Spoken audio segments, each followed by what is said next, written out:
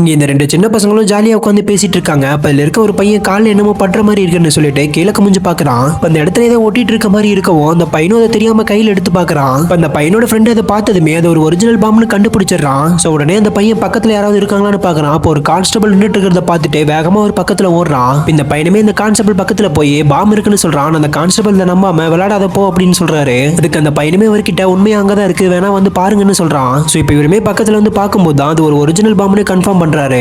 அந்த கான்ஸ்டபிள் அந்த பையன் கிட்ட அந்த பாம்பை கீழே வைக்க சொல்றாரு. ஆனா அந்த பையன் கீழே வச்சா வெடிச்சிருமோன்னு சொல்லி பயந்து கையிலேயே வச்சிருக்கான். இவருமே அவங்களோட ஹையர் ஆபீசருக்கு இன்ஃபார்ம் பண்ணிட்டு அங்க இருக்க ஆளுங்க எல்லாத்தையுமே தூரத்துல தள்ளி நிக்க வச்சிடறாங்க.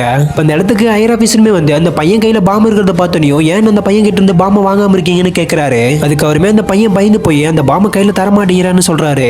இதை கேட்ட அந்த ஆபீசருமே வேகமா உள்ள போய் அந்த பையன் கிட்ட அந்த பாம்பை மெதுவா கையில தர சொல்றாரு.